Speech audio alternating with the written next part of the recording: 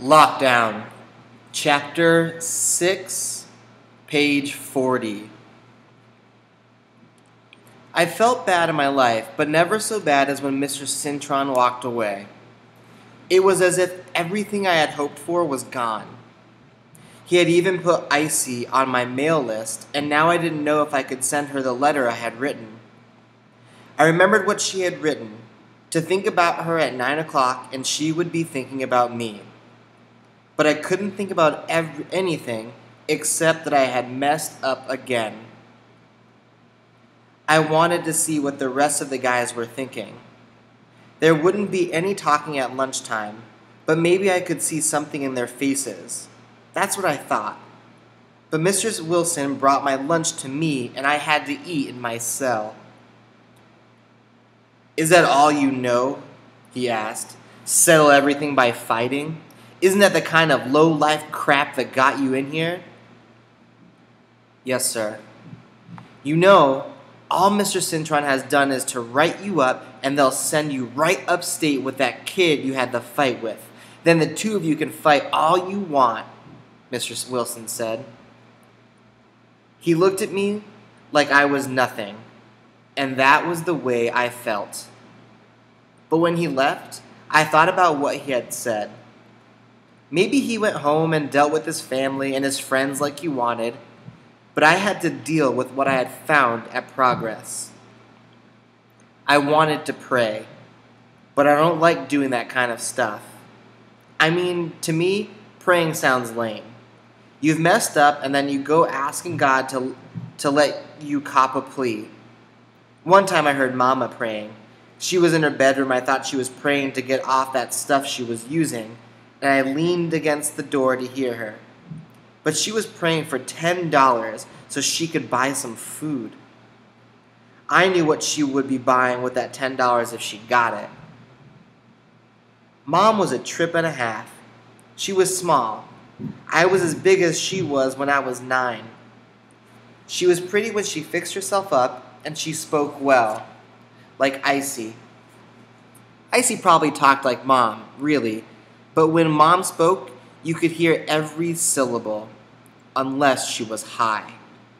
And as much as I loved Mom when she was straight, that's how much I hated her when she was high. And she was always tried to pretend she wasn't using when I knew she was. But the main thing was that I knew how some of the chicks around the way copped their money to get high. You can finesse people in stores, or you can finesse people in the post office, but you can't finesse a dealer. He knows what you need and what you'll do to get it. Sometimes I dreamed about Mom and me and Willis and Icy living somewhere together, maybe in Queens next to the park. It was a good dream when it started, but it never ended up good. Never. The whole joint was quiet, and I figured the staff had everybody on lockdown. Sometimes, especially if there was a fight or something, there would be a silent lockdown. You couldn't have a radio on or a television, and you couldn't talk. That didn't bother me, but it bothered some guys big time. They had to have some noise going on all the time. I think maybe they were hearing stuff in their heads and wanted to shut it out. Those were usually the guys on the meds line in the morning. When dinner came, I was glad to march with the guys to the mess hall. Dinner was the same as lunch: a hamburger patty, a slice of bread, some creamed corn, potatoes, string beans, and rice pudding. Didn't have any taste, or maybe I was just not up to tasting it. I don't know. My light went out at 8:30. I'm a level 1, and it wasn't supposed to go on until 9:30. I wondered if Mr. Cintron had dropped me to level 3 or even 4. If I was on level 4, I didn't get to go to school or have rec time. I wouldn't be going to Evergreen anymore either. Being at Progress, hearing the bar slam, or standing in the hall waiting for somebody to unlock one of the steel doors made me feel like maybe I was an animal or something. Going to Evergreen and seeing people walk around and smiling made me feel good, even if they weren't smiling at me. They were feeling good about themselves, and that's what I needed. The thing was that whatever happened to me, there was always something worse than there was before. The first time I was arrested, when they sent me up to Bridges on Spofford Avenue for 2 weeks, it was bad. But the worst thing that could have happened then was that I got a record. That was like a weight around my neck that I was going to drag me down even further the next time I got into trouble. Then the last time I got arrested, I came here to Progress, which is a lot worse than Bridges.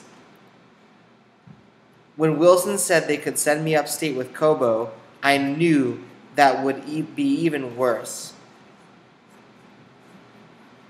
If Cobo did have a gang up there, they would just probably kill me like they were thinking about killing Toon.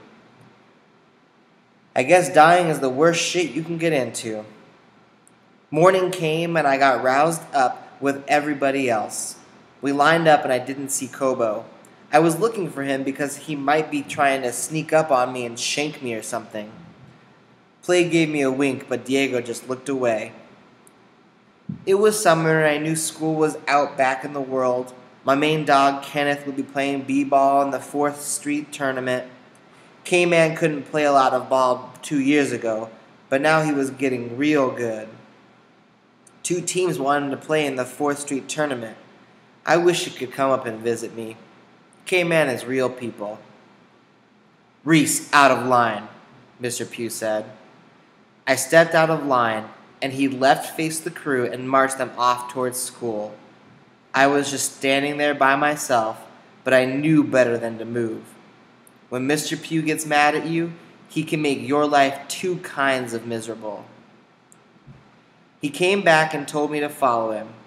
Put your left hand on my belt and don't take it off. I put my left hand on his belt, and he started toward the staircase. We went to the stairwell and down the stairs real slow.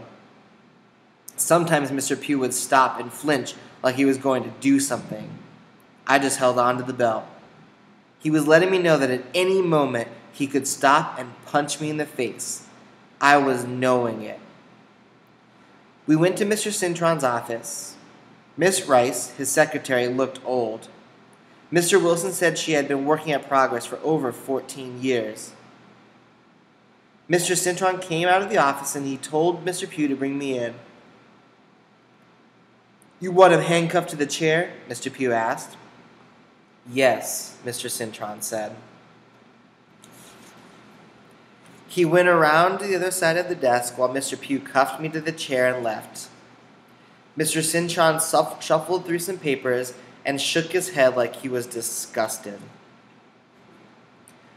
What was I thinking was that if I went upstate and they were going to kill me, then it would be better if they did it right away. I didn't want to have to walk around looking over my shoulder all the time. We picked you up, Mr. Cintron said. We picked you, Mr. Cintron said, looking up at me.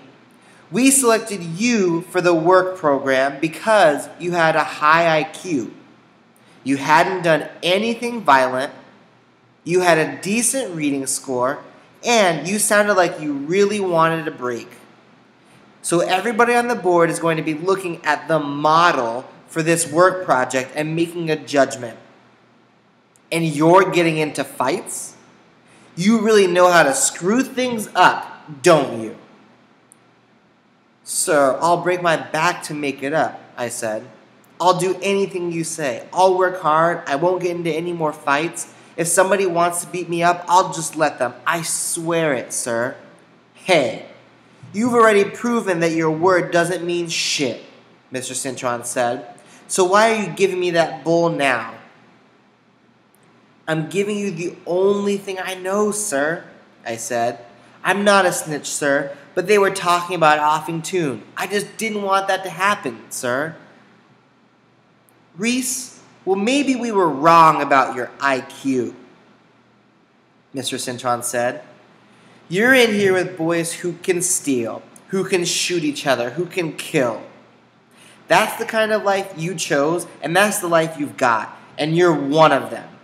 So when you start running down on some bull about you couldn't let this happen or you couldn't let that happen, it doesn't mean a thing to me. You stole because you didn't want something to happen. Deepak, the boy you call Toon, is in here because he wouldn't behave himself. Tell me where I'm wrong, Reese. Tell me where I'm wrong. You're not wrong, sir, I said. I was wrong, but what? I was just wrong. So I have a number of options, Mr. Cintron said. The first is to write up a report on the fight and give you a nice label. How about aggressive and violent? Cannot control temper. Then I can send in the report and have you transferred to an upstate facility. You ever been to one of the long-term facilities? In New York, they usually put them in the nice areas upstate. It's pretty up there this time of year. You can fight up there to your heart's content. They have a half-dozen gangs, and you'll be in one of them, and they can't get you ready for your visit to Manhattan. You ready for that? What's that?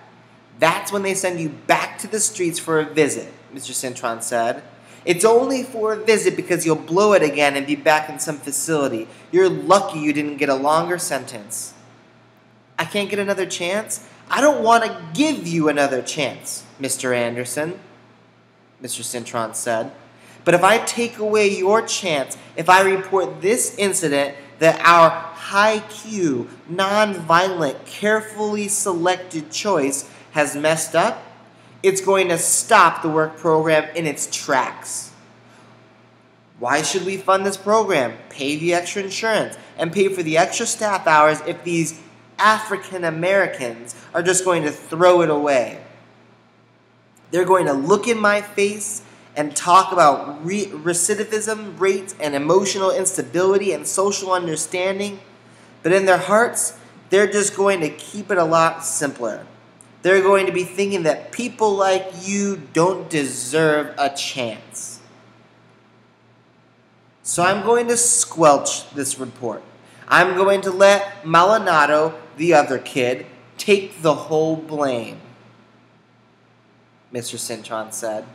Not for you, because I don't have any faith in a little punks like you, but for the next kid who comes along and might deserve it.